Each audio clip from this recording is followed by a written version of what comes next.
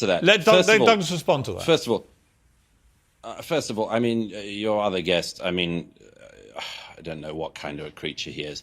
He's a kind of low-grade thug, as far as I can see. He's listened to nothing I've said. Yeah, I know, because I'm Muslim. That's what you call all Muslims. I'll tell you. No, it's not that at all. It's not that at all. I just think that I think you're just a very low-rent racist. But anyway, let me just get on to it. You say, first of all, I don't care about the death of Palestinian children. Yes, I do care. I care very deeply about it. But I also know that the responsibility for their deaths lies on Hamas, which has misgoverned their society for the last 16 years and now has been leading the country into being in a war with Israel. So yes, it's on Hamas, this. As for seeing wars, by the way, I just mentioned about seeing wars because as far as I can see, you're very ill-travelled as well as rather ill-lettered and ill-spoken. And I mention that I cover wars and go to wars because I happen to think myself that it's worth seeing things with your own eyes, including things that you don't particularly like, but you report the truth. I don't know if you ever even leave your own bedroom.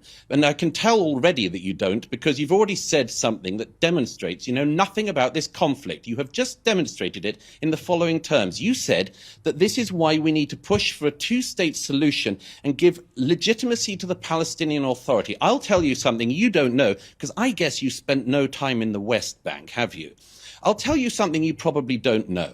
The Palestinian Authority, Fatah, celebrated the 7th of October massacres. I'll give you another fact which demonstrates you know nothing about this and clearly haven't ever visited any Palestinians in the West Bank as I have. If there was an election tomorrow in the West Bank, the reason why there isn't one is because if there was an election tomorrow in the West Bank, Hamas would win.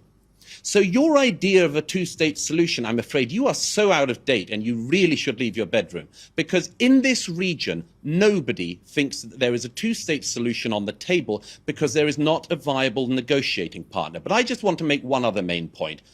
You have gone on and on tonight, throwing accusations out against the Jewish state, against me. It's the sort of thing you do. I know you're a sort of online pugilist and think you can run for office, and good luck with that.